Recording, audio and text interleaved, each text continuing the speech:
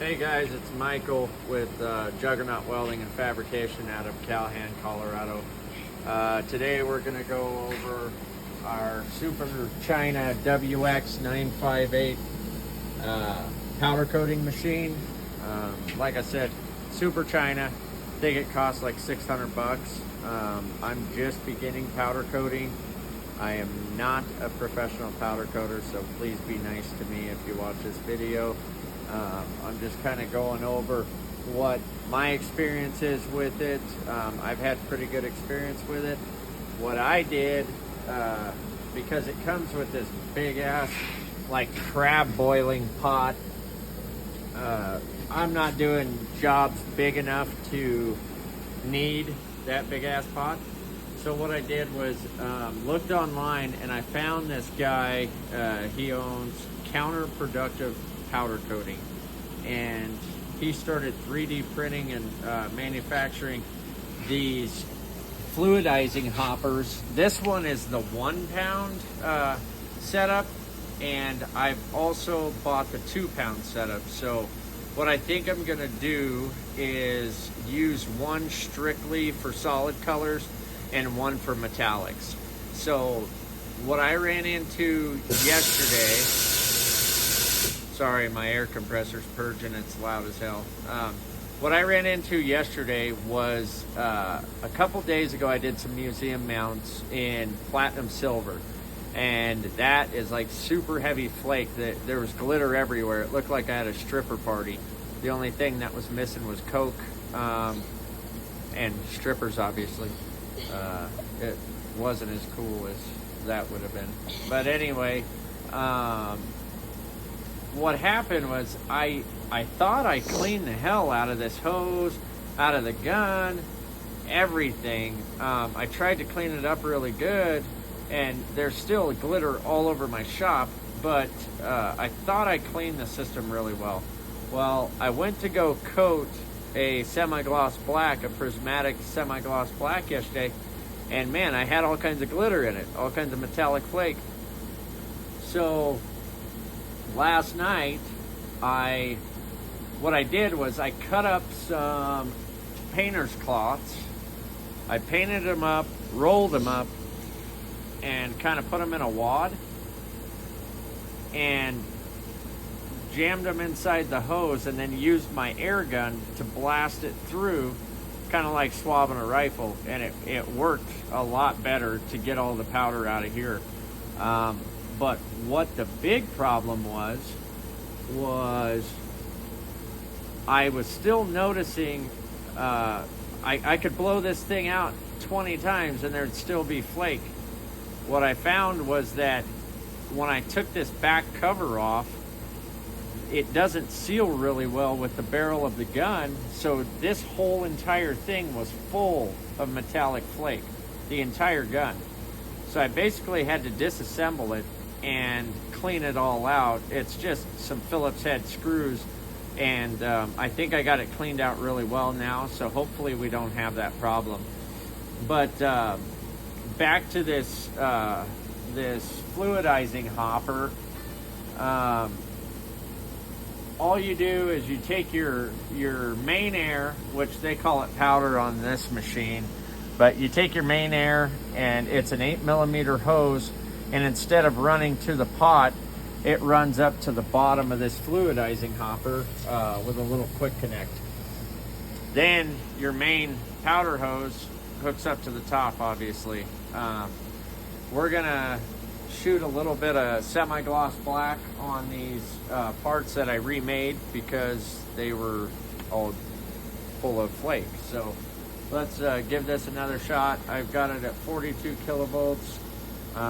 And I turned my air pressure up a little bit because I was shooting it around like 10, and it was just, it wasn't flowing really well. So we'll try it a little higher. I got it set at 25. Let's see what happens. I made these hooks, powder coating hooks, and I did that with Inconel rod. So they're really high temp rod. Inconel stands up to extreme heats. It's what they use for like NASCAR exhaust. But I just happen to have it, so I figured I'd use it. I've noticed the powder's been building up on it as I bake it. So what I did was took a small file, and I've just been filing off the powder where the parts contact it so that I can get a good ground. But anyhow, let's try to spray some powder on here. Got a little bit of something on there. Really don't want to touch it with my hands, but hey, again, I'm not a pro. So yeah, that higher pressure is definitely putting out a better. Let's see, I'm gonna try turning that down just a little bit and see if I can get in those tight crevices. Oh yeah, that seems to be working better. So I noticed on some parts I did a while back that I had some light spots. So I'm gonna try not to get any of those. In the middle here, I just cut some small rectangular plates, and what I plan to use them for is just swatches as sample pieces for customers to be able to look at and see if that's something that they'd be interested in. I'm gonna do each powder that I buy, I'll make a little swatch. I know Prismatic will send you free ones with your powder, but I did not know that until after I ordered. So anyhow, this is Prismatic Semi-Gloss Black, so we'll see how this goes. I used it the other night, and it turned out really good, except there was a whole lot of metallic flake in it. So I think I'm gonna try to order, try to get in those little areas there. Let's see. Again, I'm just learning, so I tried turning that down a little bit to see if I could get in those tight crevices. Let's see if going higher does anything. I want to get the edges really well.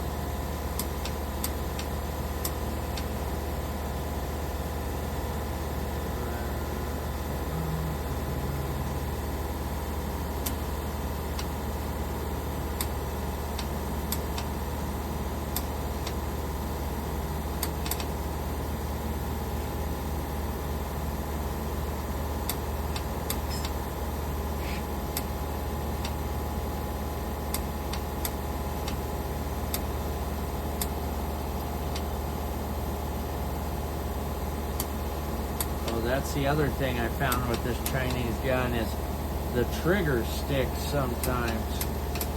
So just have to tap it again. That looks like they're coated uniformly.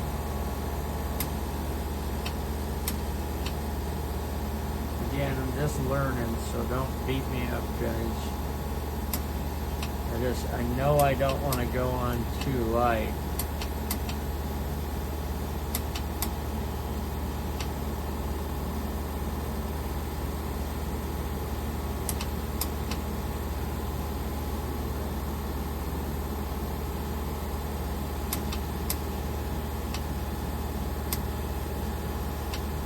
But that hopper sure seems to work well. I mean,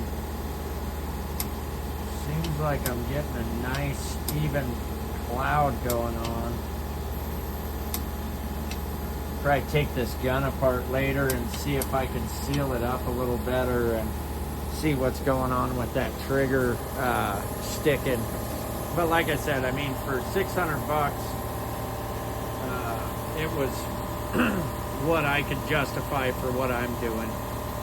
Now, if I can find a good deal on a better gun, I'll probably, or on a better system, I'll probably end up buying it.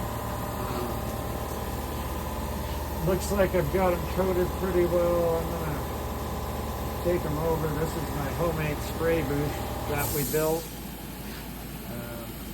It's working pretty good. I've got an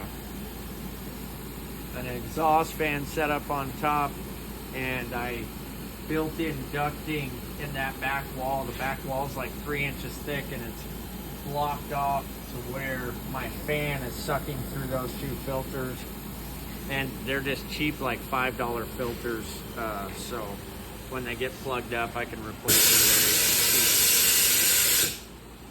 So come on over here. This is our homemade powder coating oven. These are to bake at 400 degrees for 10 minutes.